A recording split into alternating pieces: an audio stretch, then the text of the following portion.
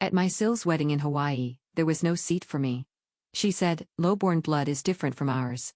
While my hubby and the entire family snickered, I said, "I understand," and left. They thought my hubby had funded the entire wedding. 30 minutes later, when I canceled. The wedding of my sister-in-law, Sarah, was held in Connecticut. At the venue, I discovered that mine was the only seat that hadn't been prepared. Joey, my husband, smirked and said, "Oops. Looks like we miscounted the seats." The whole family chuckled coldly. My chest tightened, but I responded calmly, "I see. I understand everything now." Then I turned and walked out of the venue. Joey's cruel smile haunted me. Humiliation surged through my body, but I didn't cry. Instead, a strange calm settled over me. I took out my phone and opened an app. Let's see how long it takes before they realize what I've done. My name is Lindsay Ford. 15 years ago, I was just a poor girl growing up in a small rural town. I earned a scholarship to a state university and graduated from its hospitality program. Then I made a name for myself in Boston as a successful event planner. From high-end celebrity parties to complicated corporate functions and difficult weddings, I became the go-to planner for the East Coast elite, known for my precision and creativity. When I was 27, the Ford family took notice. It was during the mayor's wife's birthday party, an event I had planned. That's where Joey Ford saw me at work, watching this determined young woman orchestrate a flawless event. "Were you the one who planned that amazing party?" he asked me afterward. I heard it was the work of a very talented woman. That encounter led to us dating, and eventually, I became deeply involved with the Ford family, an old money dynasty in Connecticut known for its investment banking and real estate empire. They held tremendous influence across the East Coast. A year into the relationship, Joey proposed. As I began attending social events with the Ford family, I noticed a shift. Mary, Joey's mother, would introduce me to her friends by saying, "Lindsay's a sweet, simple girl." Though, of course, you can't really hide where someone comes from. She'd make subtle digs about my modest background at every opportunity. I started to feel uneasy about how Joey's family viewed me, but I ignored the warning signs out of my longing for a real family. Because Joey seemed different from his sister and mother, more approachable, less obsessed with bloodlines. He genuinely seemed to admire my career and love me regardless of my background. To a girl who came from nothing, the idea of being loved and accepted into a prestigious family felt like a dream. But after the wedding, my place in the family became clear. No matter how impressive my accomplishments were, no matter how successful my events became, the Fords always questioned my methods, dismissed my opinions, and took credit for my achievements. During family gatherings, my ideas were heard but never truly listened to. My excellence was chalked up to hard work, never talent. At first, Joey was sympathetic toward Mary's behavior. But over time, he stopped defending me. All he would say was, "It's just how my mom is. Don't let it get to you." But I did let it get to me, and things only got worse with time. Then there was Sarah, Joey's younger sister by 5 years. The epitome of a spoiled daddy's girl, raised with unconditional indulgence. Sarah always acted friendly toward me, but there was a calculated coldness behind her smiles. She never truly saw me as family either. Last year, when Sarah announced her engagement, Mary immediately approached me. "Lindsay, you'll plan Sarah's wedding, won't you? Your family. It's only natural." It wasn't a request. It was a command. There was no respect for my career, just the expectation that I would work for free, like a tool at their disposal. Planning Sarah's wedding should have been a proud moment. It was to be a grand 3-day event representing the family's social standing. I poured everything into it, leveraging my network in the hospitality industry, doing everything I could to create a flawless experience. But during preparations, I uncovered the truth about the Ford family's financial situation. Late payments to vendors. Phone calls from suppliers asking for overdue deposits. When I brought it up to Joey, he told me the family's accountant was just being cautious with the wedding budget. But I had seen the financial documents open on his laptop. The trust fund was empty. The house had a second mortgage. The investment firm was nearing default. Still, I continued with the planning. When needed, I used funds from my own company to cover deposits. Then, on the morning we were leaving for Connecticut, a message popped up on Joey's phone while he was in the shower. Normally, I respected his privacy. But that morning, something made me look. It was a message from Gina. "Can't wait to see you this weekend. Have you told your family yet?" Before I realized it, I had opened Joey's message thread with his ex-girlfriend, Gina Brown. It went back months, details of their reconciliation, discussions of the future, and Gina's pregnancy. 4 months along, they'd been seeing each other for 6 months. I took screenshots, sent them to myself, and deleted all traces. Then I packed my bag, put on my best smile, and got in the car with the Ford family pretending I knew nothing. As the autumn sun cast a golden glow over Connecticut's countryside, we arrived at the wedding venue. I had arranged every aspect of the weekend festivities, from Joey's colleagues in finance, to Mary's socialite friends, to Sarah's classmates, and a few close family acquaintances. But as soon as we stepped out of the car, Mary turned to me and said, "I specifically gave instructions for the seating chart, Lindsay. Why does this look so different?" I swallowed my frustration. I arranged it based on the guest list to optimize flow and photo angles. But she wasn't listening. She was already whispering to Joey, a secretive conversation that, like always, excluded me. My guest suite was luxurious, overlooking the venue's garden, filled with fresh flowers from Mary's greenhouse, and stocked with bottles of the Ford family's favorite wine. But the moment we entered, Joey's phone rang. He stepped out into the hallway to whisper into it. The rehearsal dinner held at the official venue I had personally coordinated was the first clear sign of my exclusion. Just before the meal, the seating arrangement was mysteriously changed, and I was assigned to the staff table, far from the family. At the main table, they laughed over inside jokes and memories, almost all from family vacations I'd never been invited to. When I tried to join a conversation about the wedding details, Sarah interrupted. "Oh, Lindsay, by the way, we're doing a bridesmaids brunch tomorrow morning. It's just a tradition, really. You'd probably find it boring. Maybe you could use that time to go over the final prep checklist? That's your area of expertise, isn't it?" That same pattern continued for 2 days. Each morning, I'd wake up to find Joey already gone, just a hastily scribbled note saying he'd gone golfing with his father. One morning, he left in such a rush that he forgot to lock his briefcase. It was an opportunity I couldn't ignore. Inside, I found what I had feared most: confirmation. Drafted by the Ford family's attorney, the documents outlined divorce proceedings dated a month ago. The proposed asset division excluded me entirely. But the most damning piece was a handwritten memo detailing how to orchestrate my inappropriate behavior during Sarah's wedding to paint me as an unstable, problematic wife. I took photos of every page with my phone, my hands trembling. It was all there in black and white: a carefully staged exit of the unfit wife, a plan to sever me from the family while preserving their dignity. Sarah's wedding wasn't just a celebration. It was my termination ceremony. Instead of confronting Joey, I turned my fury toward building a case. Bank statements showing large transfers into Joey's personal account, emails discussing how to liquidate trust assets before the audit becomes public.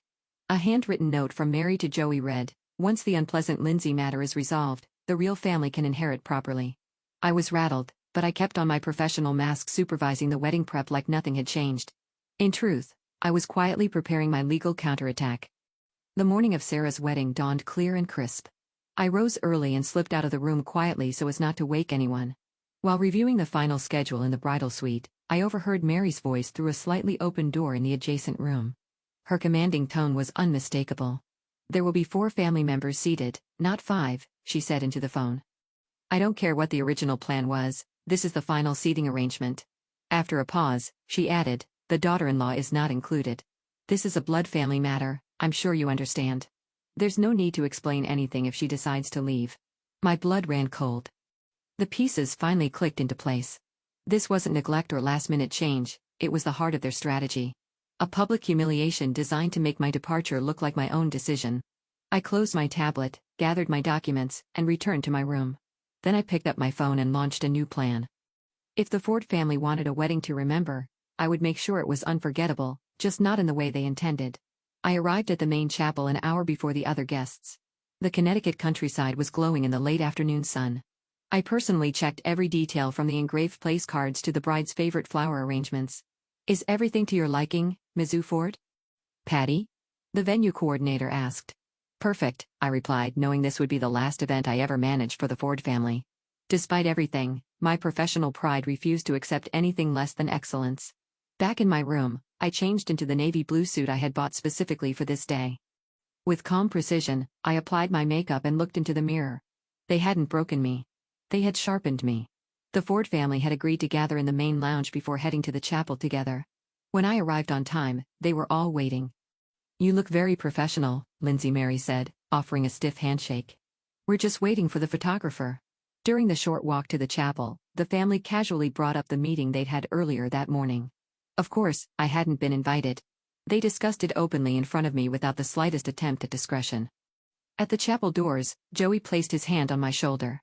What once felt like a gesture of affection now seemed like part of the stagecraft for the cameras. The doors opened, revealing the stunning ceremony space I had designed. Under the crystal chandeliers, the venue sparkled with elegance. Mary entered first and was greeted with polite applause from her peers. One by one, the guests moved to their assigned seats, each placed according to the layout I had created. The official family table. I followed Joey. As I approached, I realized something chilling. Every seat had been filled. There was no space left for me. No reservation. No acknowledgement. No place in the family. I froze. It was the perfect picture of exclusion. Is something wrong? Mary asked innocently, just loud enough for everyone to hear. There seems to be a mistake, I replied, my voice far calmer than I felt. There's no seat for me at the family table. The scene unfolded exactly as they had choreographed it. Puzzled glances, hushed whispers, Joey stepping forward, pretending to be surprised. That's strange, Sarah murmured, glancing at the seating arrangement. Joey cleared his throat. Probably just a miscommunication with the venue staff. Then came Joey's line, delivered with a calculated familiarity that sent a chill down my spine. He chuckled softly. Maybe we miscounted. The family nodded, not theatrically, which would have been too obvious, but with a quiet consensus shared among those in on the joke. At that moment, everything came into sharp focus. This was deliberate humiliation, staged in a public setting, carefully chosen to prevent any confrontation, a wedding, of all places. It was the foundation for the story they'd later tell, poor Lindsay, who couldn't handle the pressure of the Ford legacy. My gaze slowly moved across the room, meeting each face. Mary, triumphant beneath her cool, financial polish, Joey, complicit and uncomfortable. Sarah and her fiancé, clearly enjoying the spectacle. And the rest of the Ford's people who once called me family, now watching me with the detached amusement of investors observing a failed venture. I could have made a scene. I could have demanded my place and exposed their plot in front of the guests. But that's exactly what they expected, what they were prepared for. Instead, I straightened my shoulders, lifted my chin, and spoke the words that would mark the beginning of my reclamation of power. So that's how it is. I understand completely, simple. Devastating in its clarity. Their smiles faltered. Joey's confident expression twisted into uncertainty. I was no longer following their script. I'll be leaving, I added, turning away with the same composure that had once shielded me throughout our marriage. Lindsay, don't be dramatic. Joey called after me. We can find another seat. I didn't respond. I walked calmly out of the hall, nodding politely to the staff who had witnessed my humiliation. In the car, I finally exhaled. By the time I reached the main road, the trembling in my hands had stopped. A small downtown cafe served as the perfect vantage point. I ordered a black coffee and took out my phone. This was the moment I had prepared for, a window of freedom while the Ford family celebrated what they thought was a clean, successful extraction of an unfit wife. First, I sent an emergency notification to the event coordinator, Patty, along with the instructions we had prearranged as a contingency. Attached were documents proving my authority as the lead event manager and financial overseer, along with confirmation of an immediate fund freeze. Then the reception venue, the hotel, the caterers, florist, and photographer. One by one, I froze all transactions and cut off payments made through my company's credit accounts. With every action, I felt lighter. Joey's messages began rolling and starting off irritated, turning confused, and finally spiraling into desperation as he realized the scope of my retaliation. I ignored them all. 30 minutes after leaving the venue, I finished my coffee and paid the bill. It was time for the final act. I drove back to the Ford wedding venue and entered through a side entrance. Patty greeted me with a worried expression. Misu Ford, are you sure about this? I am, Patty, I said, handing her a sealed legal envelope. This includes confirmation of the fund freeze and the cancellation of my financial guarantee for today's expenses. When should we inform them? In 5 minutes. I'd like to watch quietly. She led me to a small alcove near the service entrance, a perfect vantage point to observe the Ford family's table. They were toasting Sarah, champagne flutes raised, faces glowing with smug satisfaction. My phone buzzed. A message from Joey. Lindsay, where are you? Stop being childish. Come back. Then another, Mom is upset. I didn't respond. Instead, I sent a message to the hotel where the family was staying. My phone buzzed again. The hotel just called. They said our reservation has been cancelled. What the hell are you doing? This isn't funny. Fix it now. I texted Patty. Proceed. From my hidden lookout, I watched her approach the table with 2 staff members. She bent down to speak softly to Sarah, seated at the head beside Mary. Sarah's expression changed first from joy to confusion, then suspicion. She pulled out a credit card, speaking more urgently. Patty shook her head apologetically and showed her something on a tablet. By now, the entire room sensed something was wrong. Mary set down her fork, her usual composure cracking. Joey stared at his phone, likely reading my final message. All wedding funds are now frozen. All weekend arrangements have been cancelled. Your affair with Gina and her pregnancy will soon be public. Enjoy the wedding cake. The scene unfolded like a perfectly choreographed ballet of chaos. Joey stood up, his face flushed with either rage or shame. Mary's hand shot up to clutch her pearl necklace as if it might somehow steady her. Sarah leaned toward her groom, whispering furiously. But Joey remained frozen in his seat, all color drained from his face. Unlike the others, he understood the full implications. My phone buzzed. It was Joey, this time calling instead of texting. I declined the call and watched as he suddenly pushed back from the table and stood up. This time, I answered. Lindsay, he hissed, his voice a mix of anger and panic. What the hell are you doing? Exactly what you planned, I replied coolly. Which is why I have no obligation to uphold your little celebration. You have to fix this. Do you understand how humiliating this is for Sarah, for all of us? Oh, I understand perfectly, Joey. That was the point. Where are you? His voice shifted, desperation creeping in. Let me explain everything about Gina, about everything. Oh? What would you like to explain, Joey? That I saw the financial statements? That I read the emails? That I know the Ford empire is crumbling? That you've misused company funds and gotten your ex-girlfriend pregnant?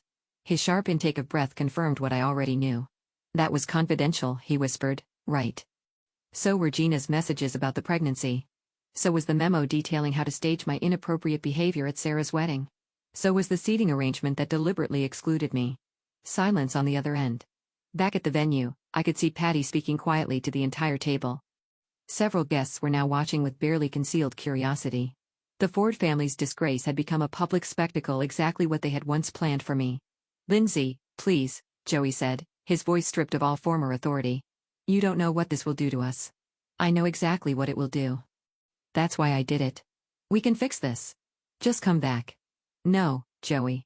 I don't think we can. I ended the call and stepped out of my hiding spot. It was time for my final appearance as a Ford. As I approached the table, all four heads turned toward me, Mary, Joey, Sarah, and the groom. Their faces were a mix of shock, anger, fear, and disbelief. Mary spoke first, her voice trembling with fury. How dare you ruin Sarah's wedding? I smiled, feeling a strange, calm detachment. I learned from the best, Mary. After all, this is exactly what you planned for me, isn't it? Public humiliation. A staged exit. The only difference is I rewrote the ending. Joey stood up.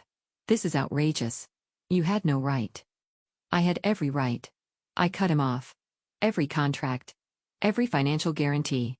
Every vendor agreement was under my name or my company's authority. All I did was enforce the terms. You'll regret this, Sarah spat.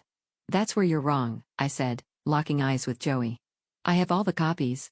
The misused funds, the hidden transfers, the fraudulent investments, and the messages with Gina, the pregnancy confirmation. I'm sure the Financial Commission and your social circles will find them fascinating. Their faces drained of color as the reality sank in. And in that moment, I felt no victory. No vindication. Only a deep, profound sense of release. As I turned my back on the Ford family for the last time, I left Connecticut the next morning flying first class back to Boston. Behind me, I left a family in free fall, their carefully constructed legacy collapsing in real time. Through colleagues in the hospitality industry, I later learned that the Fords had to put up Mary's Cartier bracelet as collateral to cover the wedding costs until the wire transfers came through. By morning, word had already spread across Connecticut's financial circles. The prestigious Ford family was in financial distress. My phone flooded with messages, some threatening, some pleading. Joey, this is a divorce issue.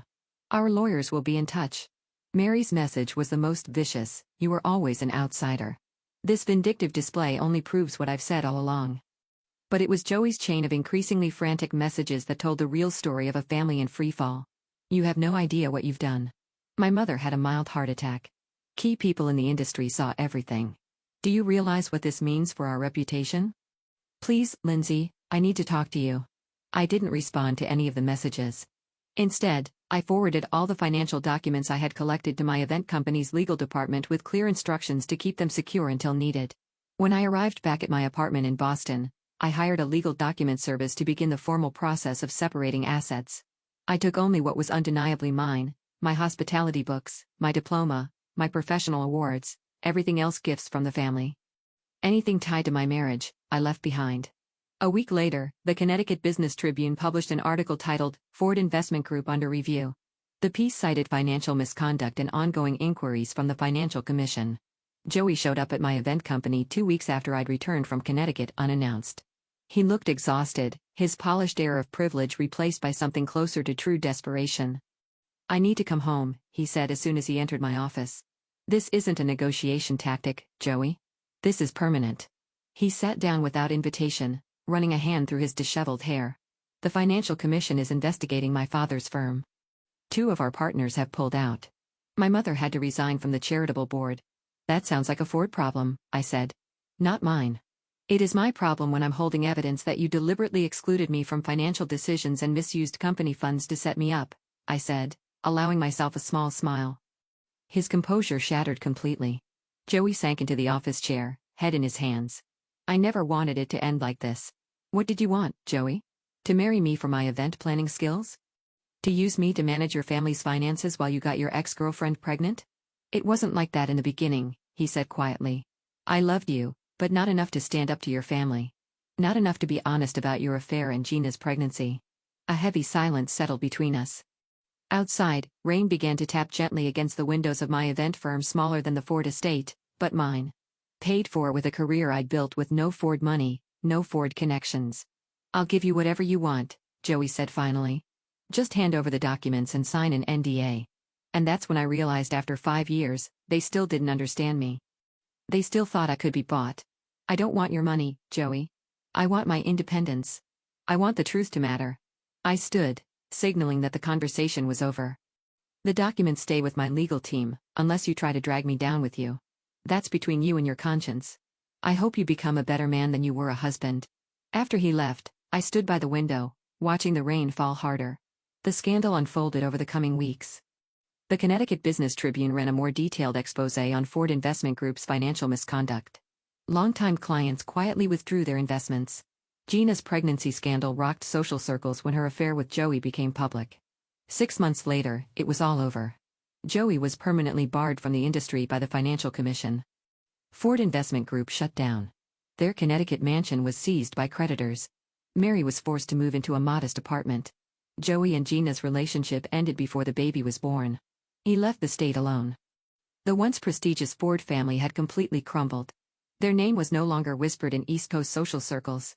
And yet my business thrived. Despite the scandal, perhaps because of it, my reputation soared. Clients who once questioned my background now praised my integrity and transparency. The story that spread wasn't about an ungrateful wife. It was about a professional who refused to be used and discarded. Today, I'm in Italy, planning a wedding for a celebrity couple. Overseeing a flawless ceremony at a luxurious villa in Tuscany, leading my hospitality team, and surrounded by genuine joy within reach, I realized something unexpected. I was happy, not despite being rejected by their family, but because of it. The Ford family had tried to make me feel indebted to cast me as a footnote in their grand legacy, but instead, they had unintentionally set me free to reclaim my worth. By losing what I thought I wanted, I found what I truly needed. Not the acceptance of a family determined to exclude me, but the courage to choose a path built on my own merit. And as I raised my clipboard toward the Tuscan sunset, I gave a quiet nod of thanks to the empty seat, the one that had shown me exactly where I belonged.